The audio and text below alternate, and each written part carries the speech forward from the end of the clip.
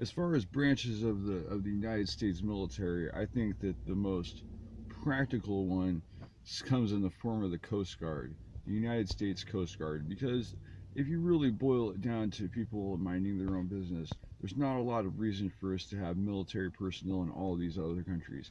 But it does, however, make sense to have guards around the actual geography of your country. Yes, I will agree to that.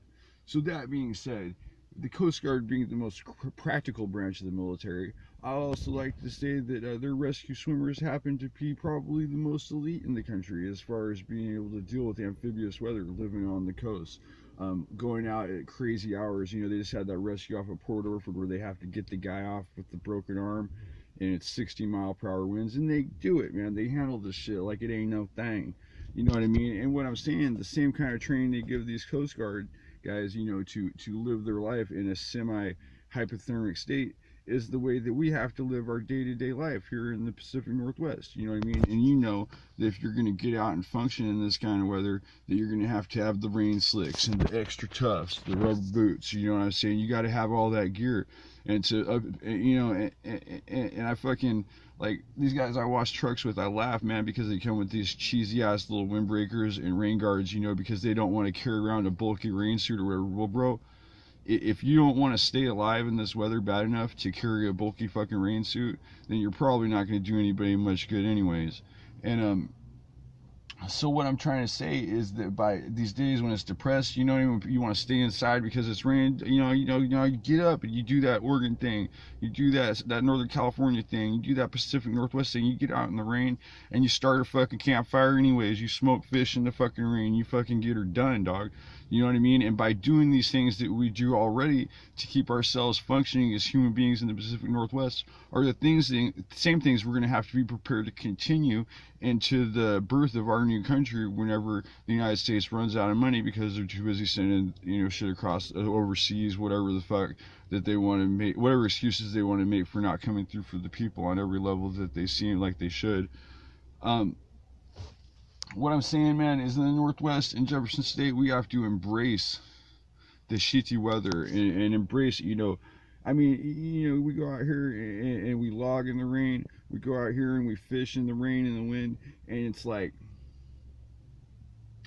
some people join the Navy to get trained like this and have drill sergeants spraying water in your face and screaming fucking disrespect at you. But no, man, we can get out here and make a living. You know what I mean? And at the same time, train ourselves to be prepared when there's a different kind of a living to be made. And I'm not trying to bore you with talk about the rain, but it is what it is, man. And I just there's too many of my people's just sitting around the house that got the talking part done. You know what I mean? Don't let this weather set you back. Use this as an opportunity to strengthen yourself and prepare for maintaining a future because somebody has to.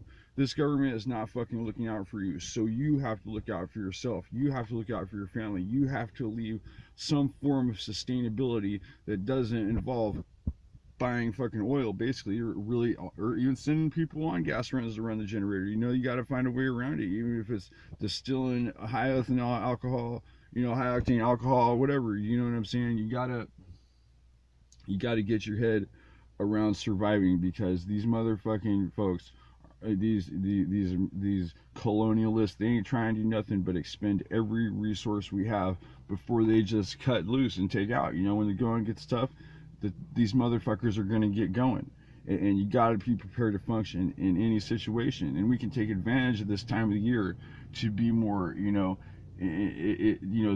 of the greatest United States generals was General MacArthur, and they said that at nighttime he would go to bed with Caesar's commentaries on the wars and gold on his headstand. And if you read that shit, the only times that people couldn't be got by Caesar was off in the swamps. You know what I mean? You want to know where to hold out, where they can't come in and pepper spray and do weird shit, is in the swamps. Where did they lose in fucking Vietnam? In the swamps. You know what I mean? Where are the swamps? They're in the Northwest. They're in Jefferson State. This is the place where even the baddest military can't come and get you because of the terrain. And your ability to adapt and to live in it makes you the more elite soldier, weapons or not.